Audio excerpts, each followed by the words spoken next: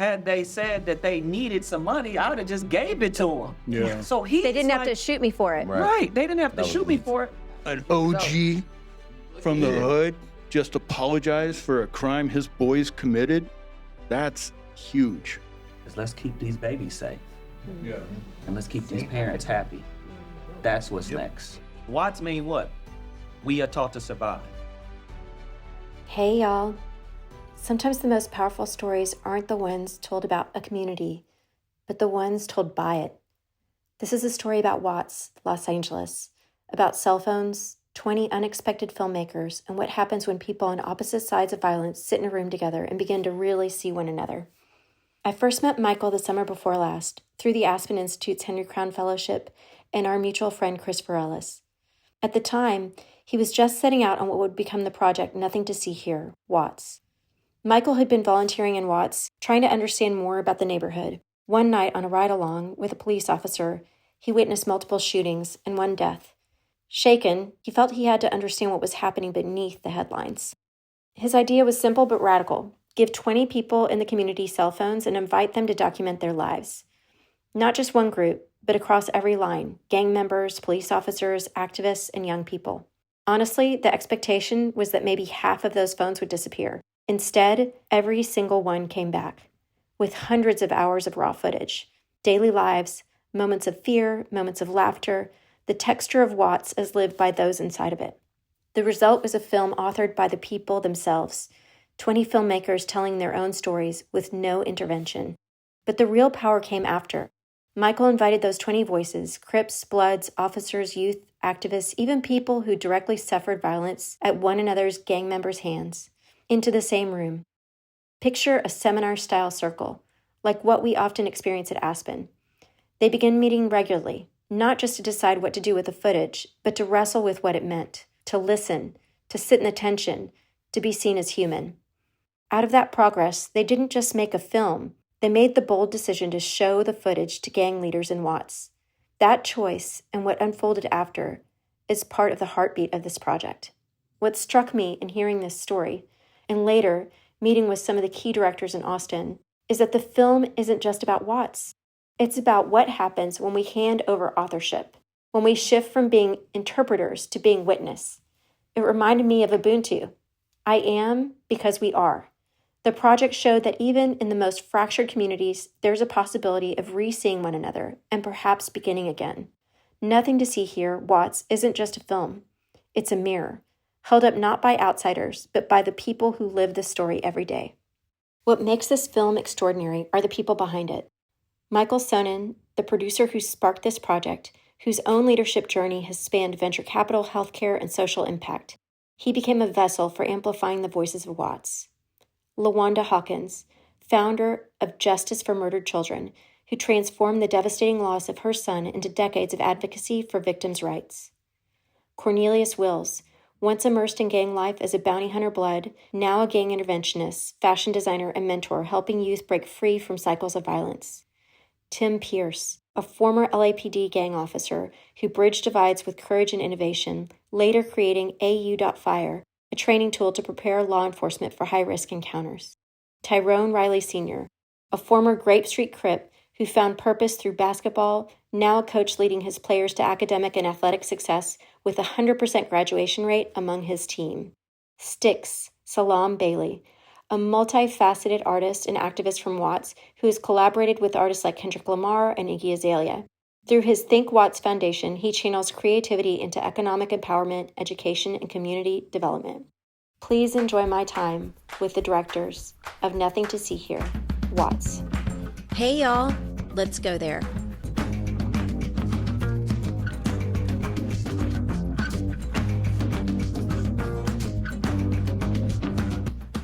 Okay, so I want to spend some time on the unfolding. Stix, you so beautifully talked about the fact that this was not planned. Mike, you said at the beginning, you didn't set out to make a film. Mm-hmm. This just kind of unfolded. It started with curiosity. Mm-hmm. It continued with curiosity. Mm-hmm. Cornelius, what was that process for you, like the unfolding, like the first time y'all come together in a room? Mm-hmm. And that's a lot like the Aspen seminar room. Y'all are sitting around the table. And I want to get to that too. I can't wait to talk about Aspen with y'all. But yeah, but you're basically sitting in seminar. Little did you know watching these films. What was that unfolding like for you?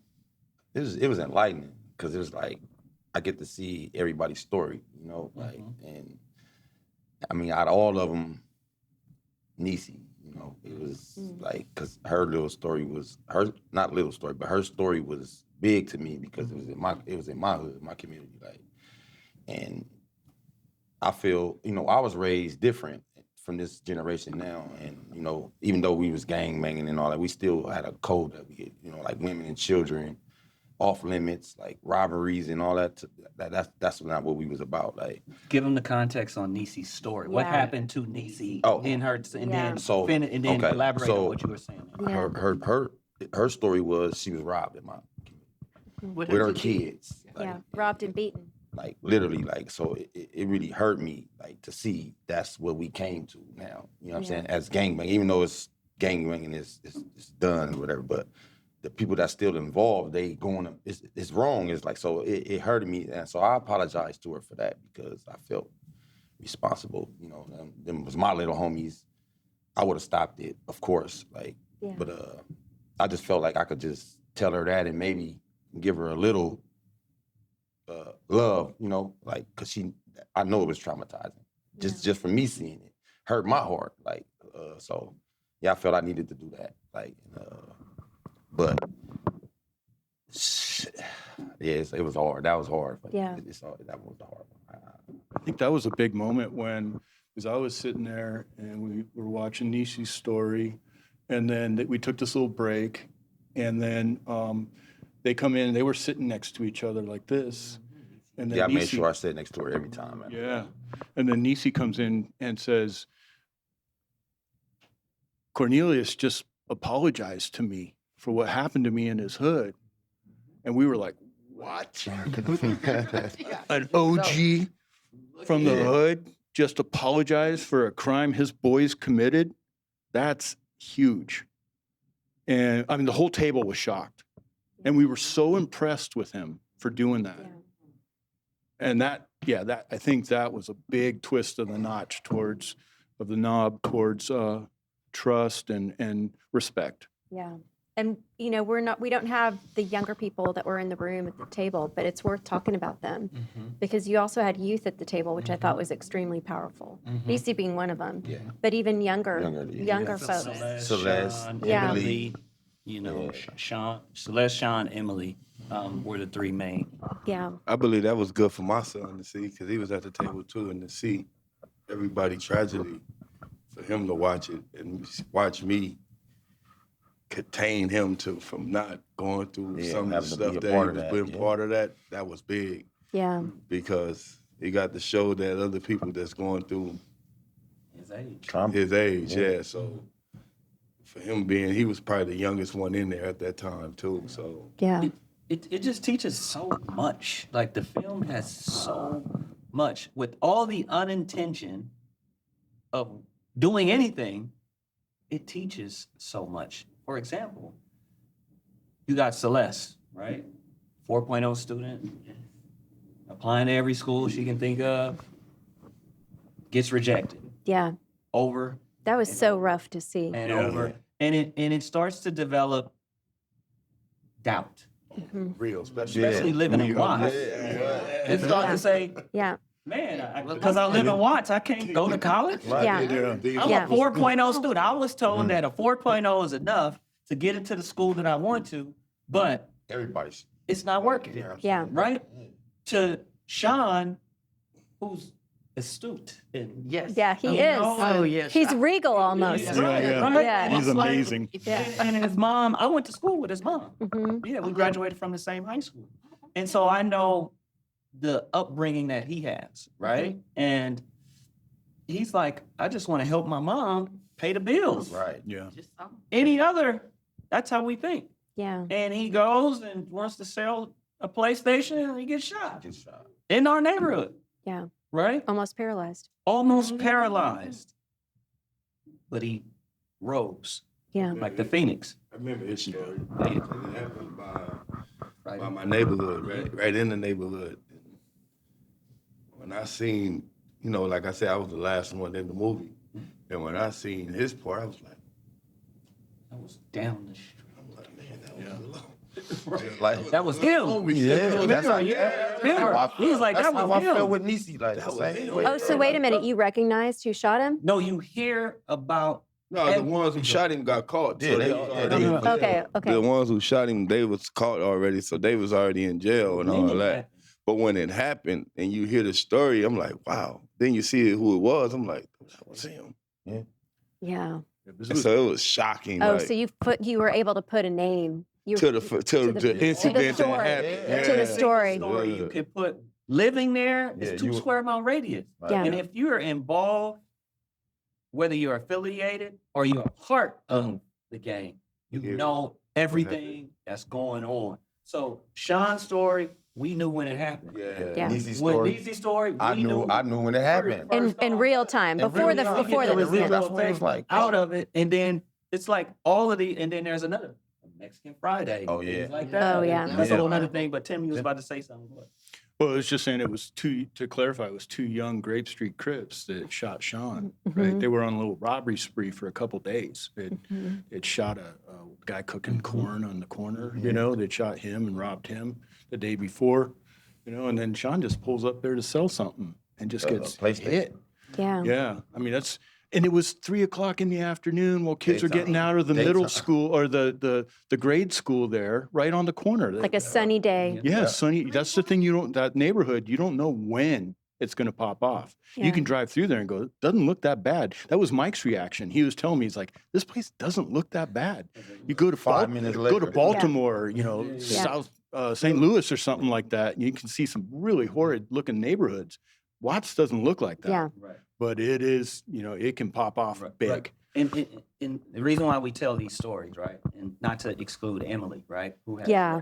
Yeah. you know, Who's her at school with my daughter? Rough, Yeah. amazing.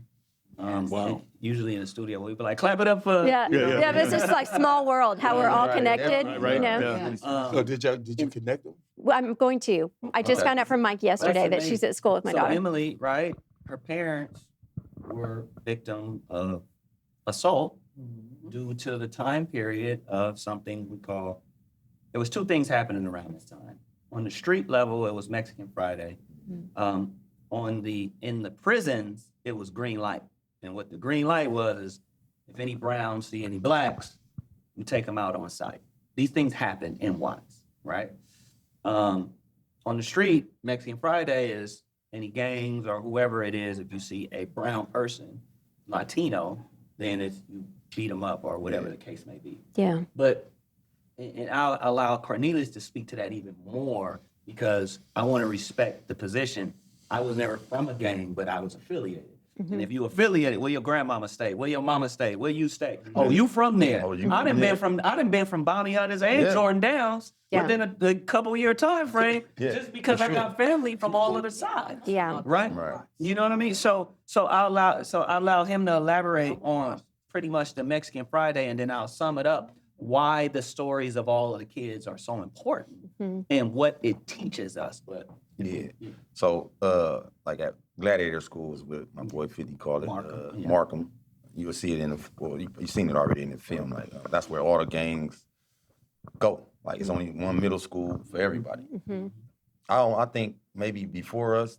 It Oh, was yeah, set- it was way Yeah, before. yeah. It was set in stone, I guess, to it started in control it, prisons. whatever. So, but Mexican Fridays was like they tell us to just hit on. You know, if we see some Mexicans, you know, Hispanics walking home from school, do something to them. Like just you don't have a reason or anything like that. And then you know, being from the gang at that time, it's like all right, that's what we got to Take do. orders. Yeah.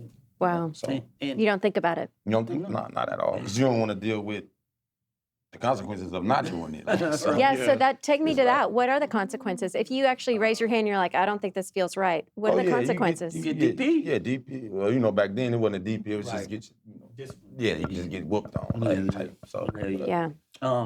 And so there's a reason to all of these stories, right? Especially from the young kids. Emily decided this isn't about race. She made a choice. She was like, they're just bad people. It's not because of the color of their skin. And she fought every day convincing her mom and dad, don't Yeah. judge them by the color of their skin. it's because they just don't know any better. Mm. And they're bad. Judge them on their character. Sean, it was an interesting statement he said, in my perspective, and I'm going to paraphrase. He was like, dang, had they said that they needed some money, I would have just gave it to them. Yeah. So he They didn't have to shoot me for it. Right. They didn't have to That was shoot me easy. for it. I'd have just gave them the money or gave them the PlayStation and tell them to go sell it. Yeah. So it shows you the ideas of an individual in the community growing up saying, I still care about the needs of other people. And I want to tell my story to teach. Yeah. You don't have to use violence to get what you need. Yeah. It just takes a little work, a little effort, and belief, no matter where you come from, and you can achieve. And then third, Celeste teaches resilience, Mm-hmm. teaches courage, teaches no matter where you come from, never give up. Yeah. Because it's like that meme on social media where there's this guy and he's chipping at the dirt and there's diamonds on the other side. Mhm. And, on the bottom, the guy chips away and he gives up and it's diamonds. He don't know it's diamonds. Mhm. But then the guy at the top Top. chips away and he gets all of the diamonds and rubies. And it's like, Mhm. I did it because he kept going. It was hard. You had this little pitchfork. The metaphor of that is no matter how, I don't like to use the term hard because hard means solid. Mhm. Concrete is something you can't break through, but it's challenging. Challenging is a better word. And I like to adopt the use of words, right? Yeah. For all of us. And we know life is challenging. Growing up in Watts mean what? What's the acronym for Watts? We are taught to survive. I didn't know Right? that. So we adopt this resilience. And that's all that I think the messaging is from the kids is to have that resilience. Yeah. For the kids too in the neighborhood, a lot of times these like those kids you said, look, he would just give them the money. They were out on mission, right?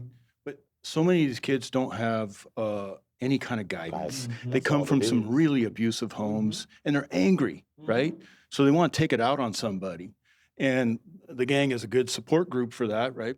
Having these guys come together and show that they can be friends, they can trust each other. It's like, I think a lot of these youngsters in the neighborhood, it's cultural. It's hood cultural. I'm from this hood, so I got to hate this other hood. I don't know why. I just heard all these stories, right? And there's no one to tell them, to show them that, nah, that doesn't have to be that way. So that's why these guys take huge chances being together, to getting on Instagram and stuff like that.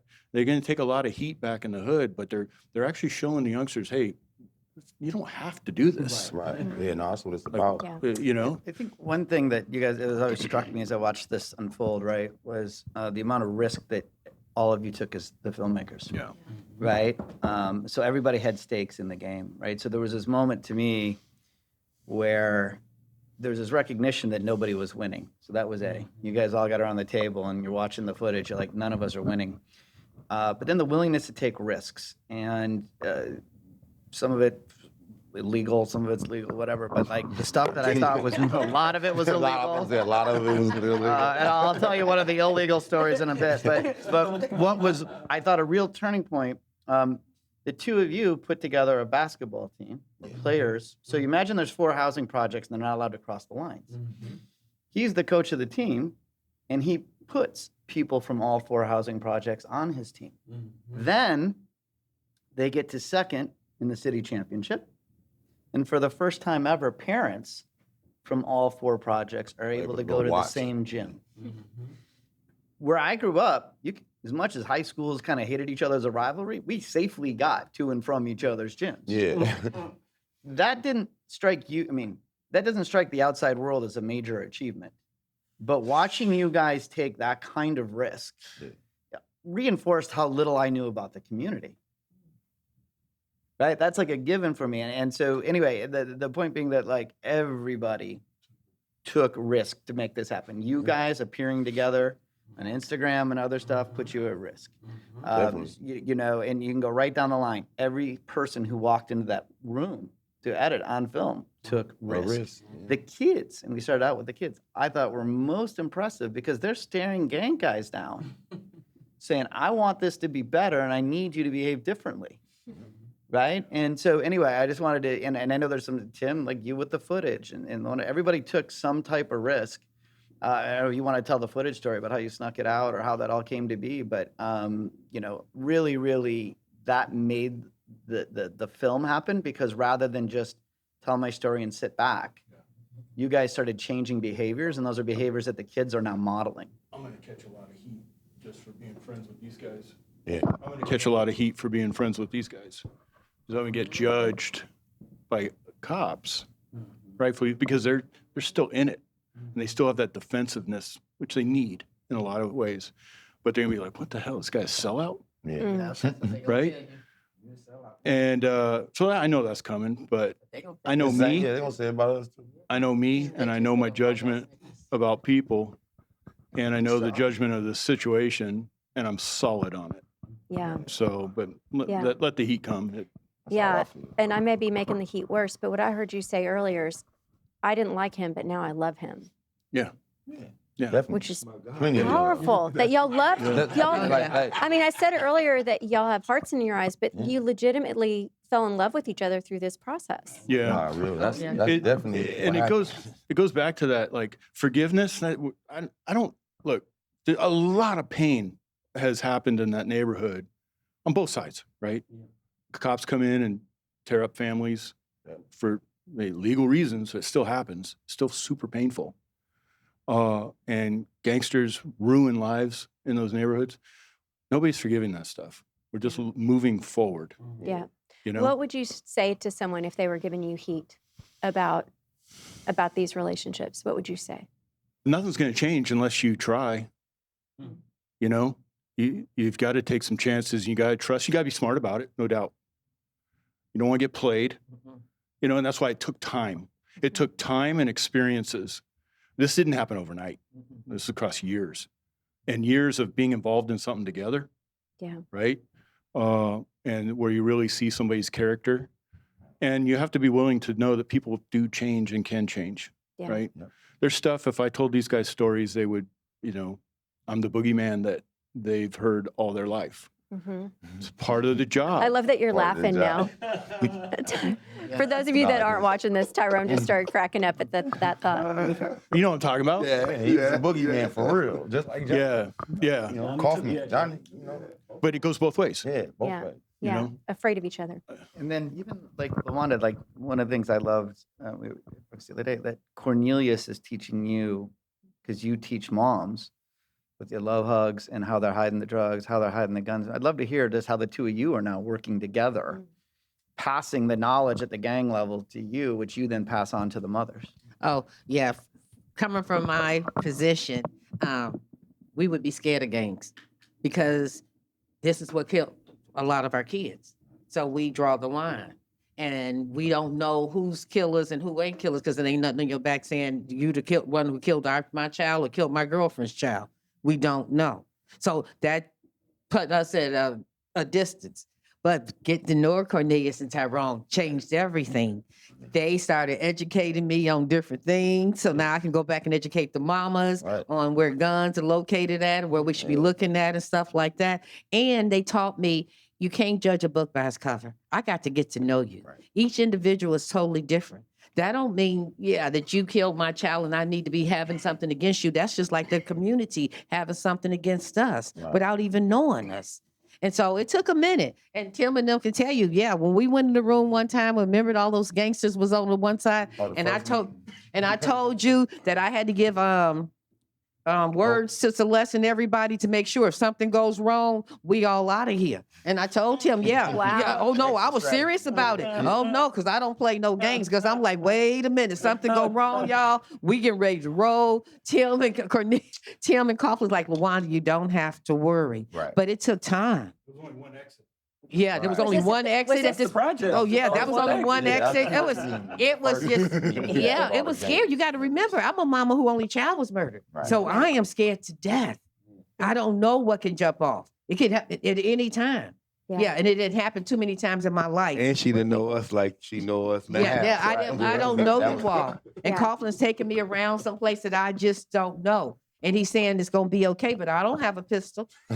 Yeah. Yeah, you know what I mean? I'm trusting So somebody else. Mike talked about risk, but did y'all feel at any point that you were risking your lives through this process? Because that sounds like you felt like your life was at It could 100%. have been danger. Yeah. And not only for me, but for them too. Because them having a relationship with law enforcement can be very dangerous. Yeah. Because somebody can come up to them because you ex-gangbangers or whatever, and they can have an issue thinking you just sold out. Totally. And then they can take them out. And that would affect me. And then somebody seeing me with them and say, hey, Lawanda, they were with the gang that killed my child, which can create a problem because I stand with murder victims. So it has all this Bottom line. cascading Yeah, effect. yeah. Yeah. But yes, because I'm, people are very funny about this. I'm shocked no one died in this whole film. Yeah. Whoa. I told Mike in the beginning, I go, I'd be amazed if we don't lose somebody in this film. Just because the odds are so high in that neighborhood, you know, and I was like, that's just how it's going to play out. There's going to be someone in our team here that's just going to get whacked. Not because of this. Yeah. But It's just the statistics down there. Yeah. It was, I'll tell you, well, so for the viewer, you know, we had this screening originally with the 15 filmmakers, and we brought in the kind of senior OGs. This is the group that had 200 years in prison. So that's the first meeting that there was a lot of, how is this going to go? And then they asked for additional screenings. And Cornelius and Tyrone had organized that, this follow-on screening. And I get a call the night before. We have 4 gangs. We're putting leadership in one room in a neutral gang area. And I get a call from probably the most senior OG we all know, who says, you better call the police. Some people will have guns here. They all have felonies. And if this is an opportunity for the police to roll in and arrest everybody, your family will be dead by morning. See, that's, yeah. Yeah, they would have took it. They would have took it as like we said. Set them up. Set them up. And so I'm sitting there saying, I got to call everybody and make sure that this wasn't like me being played. Oh no. Yeah, no, we made sure of that. And I think it took maybe 2 hours to get everybody in that room that day. Yeah, everybody They stood- wouldn't come in. They're dancing stood in the around in the front. parking lot. Especially when they saw a coffin. Because we made it was one of the only scenes in the film that we had professionally filmed because we wanted for safety. We originally wanted to host it in a church. Yeah, we needed We everybody. originally wanted to host it in a church, and we couldn't find a church to take it. And so we did it in this warehouse, and we had it filmed for that reason. But literally the night before, and then that meeting starts 2 hours late because of all the negotiating going on in the parking lot over Trying to whether or get not everybody they in could there. come in. Wow. Okay, so I want to backtrack and talk a little bit about the process, Mike, for the audience. And so we talked about the fact that you guys met in what I would refer to as kind of like a seminar room to view each other's footage. This whole process took how many years? 3.5. 3.5 years. The screenings to the gang leaders happened at the tail end of the process? Yeah, we had actually ended the film Okay, so you'd ended. and had no one to show it to. And they recommended showing it to the gang leaders. It was never part of the plan. We had finished the film, Okay, and they said, can we screen it for the gang leaders? okay, And that opened the final chapter. That lasted another year. okay. And who did the editing and all of that? How did the film actually come together? It'll always be interesting to me. We had hired different editors along the way, and they wanted to craft the story, and we fired them all. There's actually a kid out of Romania, you all remember Paul, Yeah. who we found online who would work with each filmmaker to craft their own story. Yeah. And then unique for us, we ran it like a software project. We did releases every 2 weeks. And every person got to put their comments in. And so every 2 weeks for 4 to 6 months, we basically did a software release. Wow. Super cool. Okay, and then Stix, I would be remiss if I didn't talk about your contribution to this film because it's quite powerful. And both the music and the choir that you've put together. Will you tell us a little bit about that? So even though you were a reluctant participant, you came in and put the icing on the top, in my opinion. Well, let's talk about the choir, right? Mhm. There's a moment after the conclusion of the film, and we kind of go over what happened during the process of, and now what the outcome of that is. And so, as far as my professional role, which I always don't like talking about, but Sorry. no, so I did the score, and I put together a soundtrack. with some amazing friends that I'll dive into. But in the score, the entire music process was I wanted to create something that's inspired by the souls of Watts. So what does that mean? I wanted to make sure every ounce of music is either an artist, inspired by a producer, songwriter, an artist from the past, or maybe a song that resembles the concept of what all of our stories is. So at the end, there's this moment, and I'm like, Mike is like, we need this song. Like, we need just we need the song. And I'm like, all right, there's a song specifically that I've been sitting on for 13 years. And I heard it, and I said, one day, on the right project, at the right time, with the right message, I'm gonna take this song, and then I'm gonna make it us. And when I say us, I mean Watts. I never had the right time or project. This song is by YouTube, called Still Haven't Found What I'm Looking For. And when I watched the film for the 17th time, that's when it hit me. And I said, this is the moment. Now, it didn't stop there. I said, I want to make it more of our culture.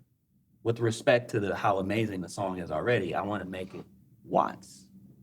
And what I did is, again, curiosity, being courageous. I said, let's take a page out of Big 50, Tyrone's book, of how and why and how they are able to get all of these kids from everywhere. And we got kids on this basketball team. So I said, let's take kids who are in performing arts, who love music, who just want to be a part of this world of performing arts. And so we took kids from Nickerson Garden, Imperial Corps, Gonzaga Village, Avalon Garden, Jordan Downs, all of the above, and even in Watts that are living in territories like Hat Gang and all of these different territories of these different gangs who all wanted to do music. And we said, come to the studio. They didn't know what they were doing. The parents didn't even know what they were doing. And we said, you're safe. Come be a part of something amazing. We threw them in the studio. We got choir directors and all of the top level musicians in the room. They didn't know what they were doing. And we said, here goes a microphone. Here goes a part. Sing this. They had never done this before in their life, let alone have interacted with other kids. And they all sang as a choir, and now they're the Watts Choir. We call them the Watts Kids Choir. That's singing on this song, Still Haven't Found. And that's on the project. It's in the film, and it's on the soundtrack, which is a perfect segue to the soundtrack, right? So, again, inspired by the souls of Watts, a lot of people don't know that there's a lot of incredible musicians that have come out of Watts. Barry White, The Whispers, Silvers, Patrice Rush, and Charles Mingus, Charles Wright, 103rd Street Band, Watts Prophets, I'll go on and on. And so I wanted to make sure we embody the essence of what they created in our neighborhood and transition that with modern contemporary artists today. So I made a bunch of phone calls I sent a couple of links out to the trailer, invited a bunch of people to the studio, and Mike's like, let's just make a soundtrack. No intentions. Again, no intentions. Who's gonna say yes? People might think it's the most ridiculous idea ever, or they might say it's great. But in this case, we got a bunch of artists, over 85 Grammy nominations and awards amongst all of them, over 200 million monthly listeners collectively amongst all of them, who all said, we just want to be a part of this. Wow. We don't care what happens with it. Do your thing. And we got to be a part of this after watching the trailer. Some of the artists include Kehlani, Janae Aiko. I get a lot of support from one of the biggest out of our neighborhood, Top Dog, TDE, who has artists like Doechii, Kendrick, all of these, who's a big supporter of the project, who's given us some special surprises for the album. And I can go on and on, Rhapsody, Layla Hathaway, Mary, and, Sir, and the list goes on and on of all the artists who said, Victoria Monet, who won Artist of the Year 2020. Yeah. Like at the Grammys, all of these individuals that said yes, because we believe in this message we believe in the story, and we want to support Watts. Outside of that, we got some other big surprises on the music side. We got a benefit concert coming next year. I don't want to start naming dropping arenas after knowing what we go through to get all of this done. Just know it's all worth it in the end, and it's going to be some of the biggest things that I think has happened in music culture. I just want to say something about the music. So I like music, but I have 0.0 talent, right? Or rhythm. Typical. And so when we were in Aspen, it's the first time I met Stix, and I had heard his name in the neighborhood before, and the resistance in the beginning, and I was like, who is this guy? Some self-appointed Watts mayor, Watts mayor, and I didn't like him right off the bat. I had all these judgments about him, like from my history there. And then I meet him, and he's just an amazing guy, right? I'm like, God. So it kind of brings your filter up front, right? Right up front. We all do it. Anyways, and then we had this little private dinner, and then he broke out some of the music, gave us a taste of it. And he told me, he goes, yeah, I had these artists sit down, watch the trailer, make music on how you feel about that, right? I was like, okay. I had no idea how music was made or anything. And when I heard that music, I was so moved by it because, and I told you, remember, I go, that's art. Because you can see, I know the layers of the neighborhood from all my experience there, and then the layers of this film and how we've all grown in it. And then to hear people, to see people, how people watch this, and then to create something on how they feel about it. And then the sound that came out of that and the lyrics that came out of that was absolutely stunning. It was pure art. It's the first time I've seen music as art. Wow. One of the things that I thought was beautiful about it, we had the sports, we had the kids singing together and the artists embracing it, and is that Stix was able to get the artists to donate royalties from the music to a foundation that the filmmakers run. Damn. And why we thought that was important was you now have a vehicle for the filmmakers that said differently, Bloods, Crips, cops, kids, victims, to continue to work together to keep the momentum going. Yeah. And rather than have to necessarily kind of go out and beg for charity in exchange for a metric, they've earned it, Yeah. both as filmmakers and as artists. And then they've earned the right to kind of redistribute those funds within the community to other organizations, whether it's the basketball or the music. They'll decide that. But I think it was brilliant. You don't have a documentary with a soundtrack ever. But for Stix to leverage those relationships and for the artists to see it and see the film and say, we will donate our art to a vehicle that they will manage. Yeah. I thought was something, it's just very new and innovative and something that's really amazing when everybody kind of comes together and thinks about a different way of approaching the problem. Yeah, so you're taking me actually where I want to go next, because I think this is the other super cool unfolding, which y'all couldn't have possibly anticipated until Stix got involved. And who would have thought to ask these artists for royalties? But Stix, now you've got funding, and now it's sustainable. So, which takes me to my next question, which is, now what? What do y'all want? What is your hope and dream at this stage? Now what? Or do you even know? Are you going to is it going to keep unfolding? The next step is to get our message to start really doing, like with the sports. So me and Tyrone, Tyrone, the head coach of the basketball team. So our goal is to get kids from my neighborhood.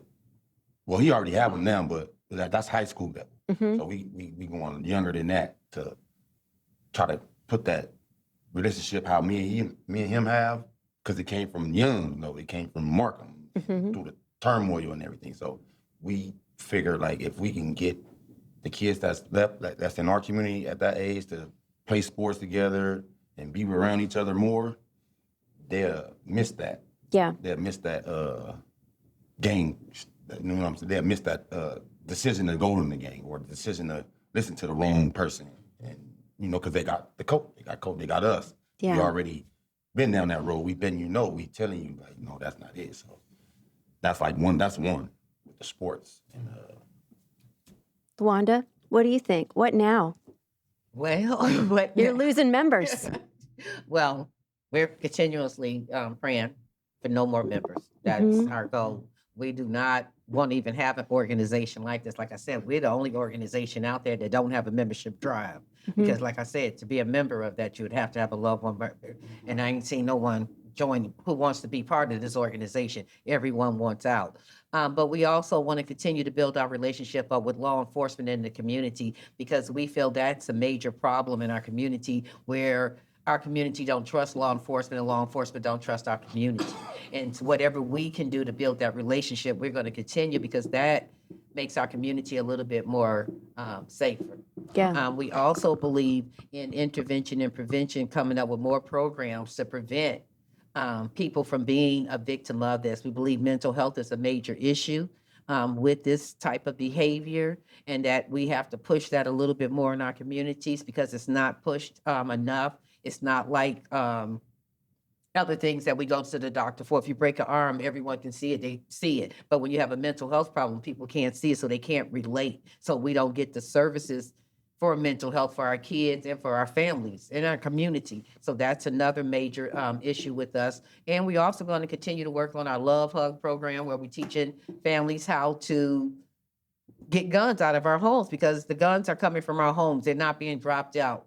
And so we need to take responsibility for those guns and building up those relationships. And with our other program with the Stop the Bleed, teaching our communities on how to stop the bleeding because majority of the families in our group, their murdered loved ones bled out.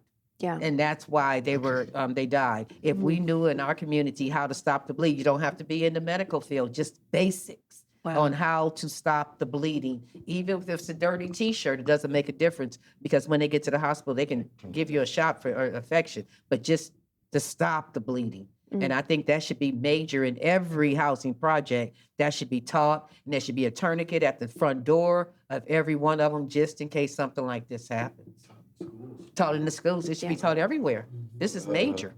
For me, it just keep believing. You know, keep giving our youth a dream.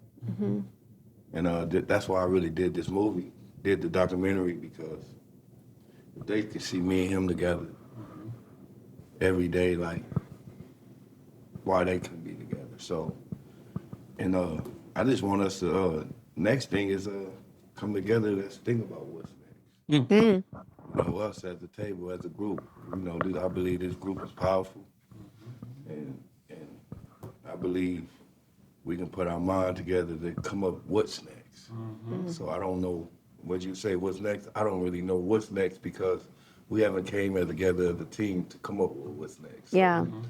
I believe after this, when we done with this this big thing that we got in October, I think we'll come together and then we'll come together as a team and say what's next. But right now, I think the biggest thing is getting October out the way, making that a success around Watch for the whole Watch to come out and see what we doing and how we doing it. I think that's what's next. Us getting them people in them stands to see what we got going. Because it's important. It ain't gonna do us no good if they don't see what we did. Yeah. So I believe that's next. So October 10th, that's what's next. That's what I believe. Yeah. Yeah, I think getting through that premiere to where the public finally sees this on October 10th, that's a big that's a big one. But I think what the movie is and what our roles here are is we're giving people permission. There's a lot of people out there there's a lot of cops out there. There's a lot of gangsters out there. We're all kind of in that same point in life where they're like, it's got to be a better way. And so we're all giving them permission from each one of our perspectives to like take a chance, trust a little more, right? Because now we're showing it can be done. Yeah. So I think keep pushing that message out there just by sharing. I think that's next number one, right? And then you're right, we'll figure it out. And I like this idea of us creating a foundation where we are the directors of the foundation because we are the perfect cross-section of that neighborhood.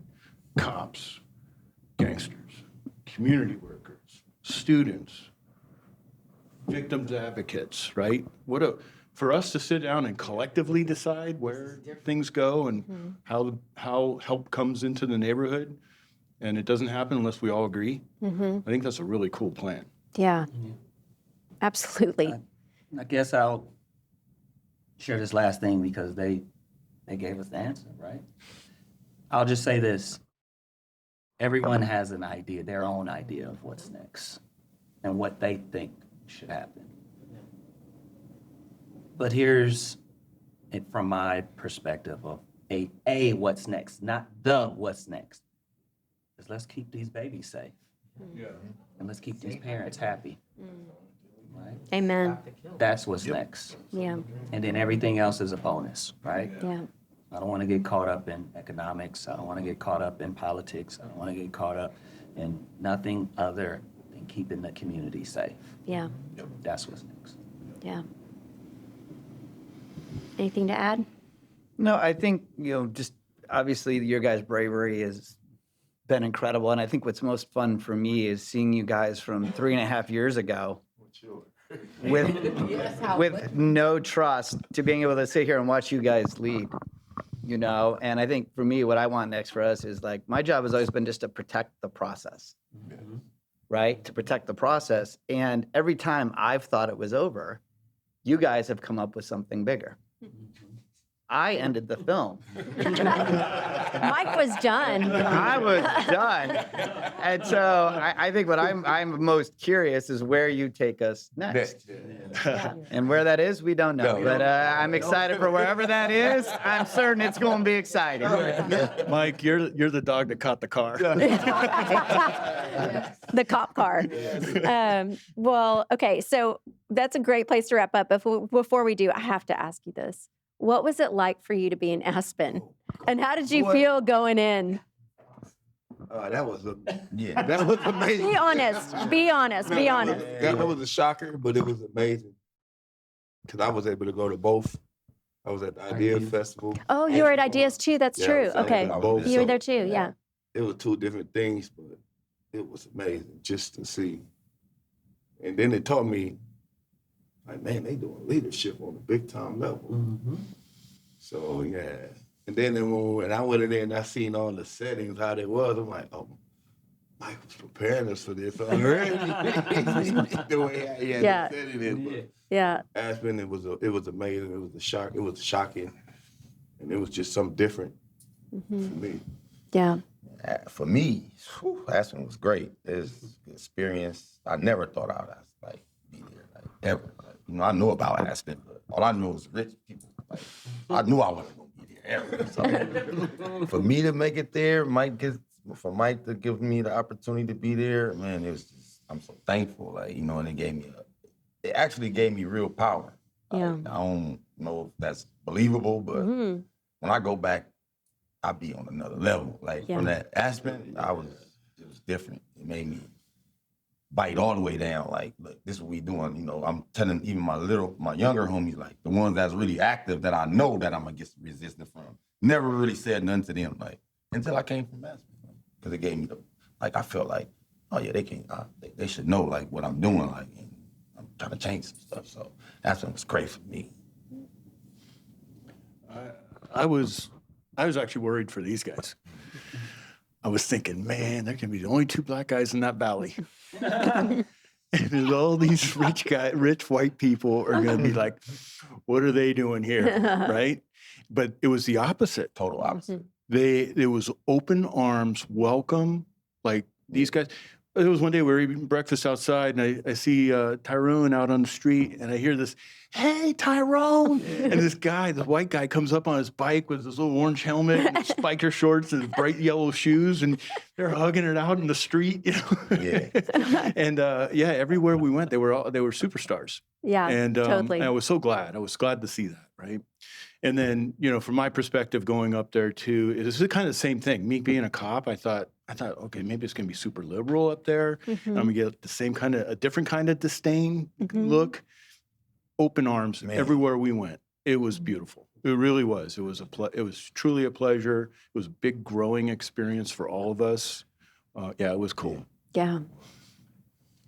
Aspen for me was off the hook. I had a magnificent time. The food was delicious. I ate the whole way. Then I met a lot of nice people that are in communication with me constantly. And what I learned there, I took back, was able to share with my community, and continuing to share with the community on how we have meetings, how they should be conducted now, bringing in more points related to our issue, teaching. Yeah, it taught me things that I was able to go back to share, and I appreciate that.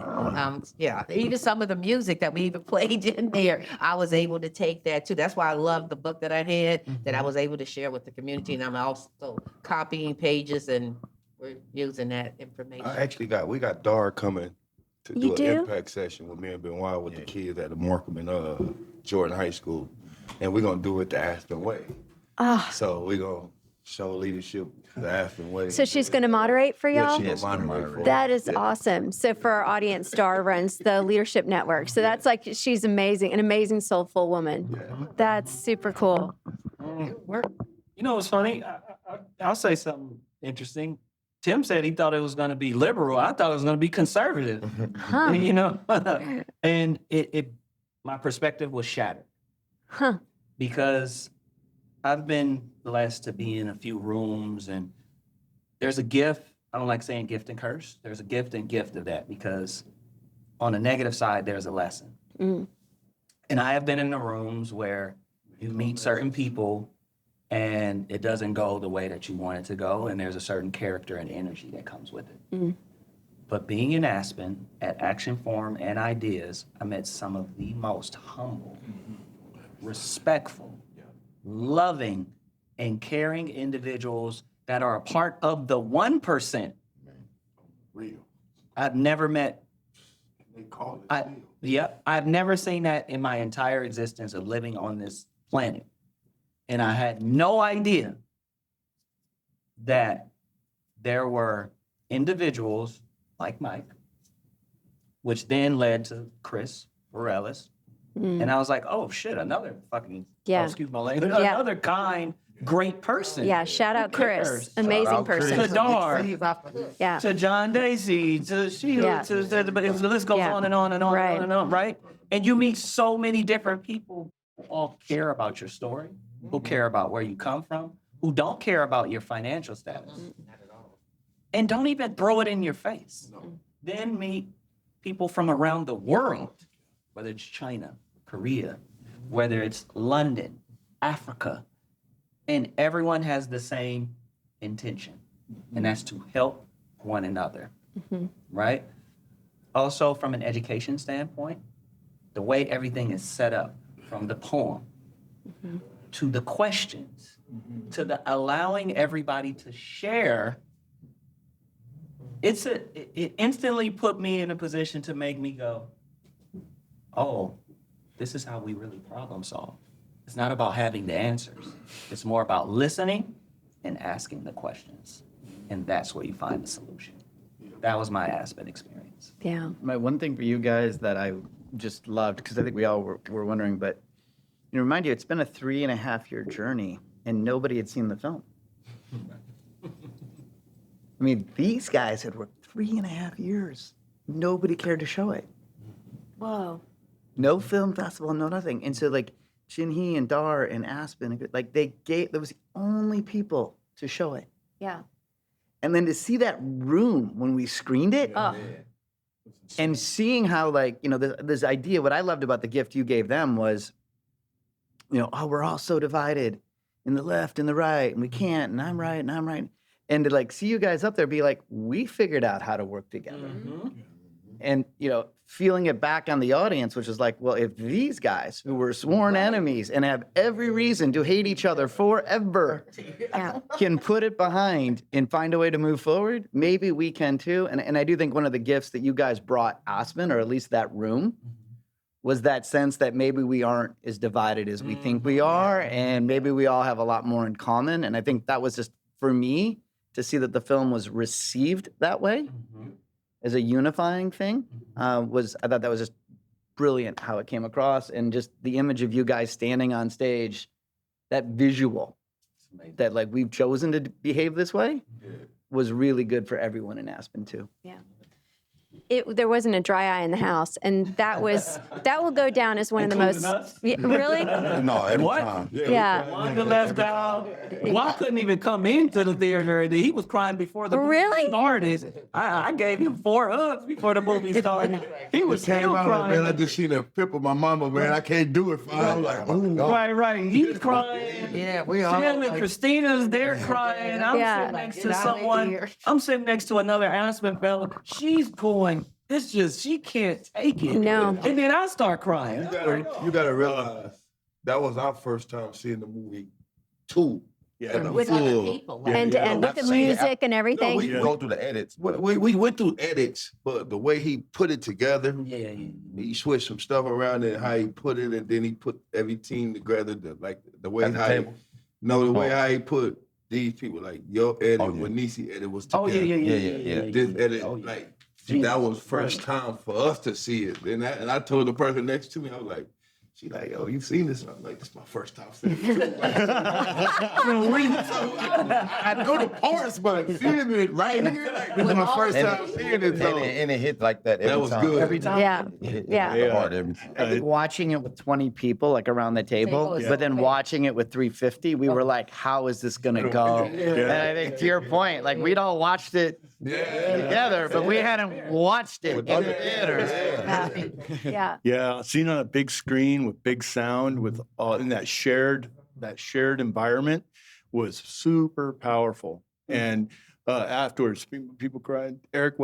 General Eric Wesley, 3-star general, comes up to me and goes, "It ain't often that people make a general cry. But damn it, you guys did it." Wow. Well, I will tell you, I will remember that moment for the rest of my life. Yeah. It was one of the most poignant moments of my whole life. It's like there are distinct moments and memories that you have in your life, and that is going to be one of them for me. And I, you said big leaders were there, big time leaders. Y'all are the big time leaders. Y'all are showing us the way. Showing us the way. This is the model for peace. I am convinced of it.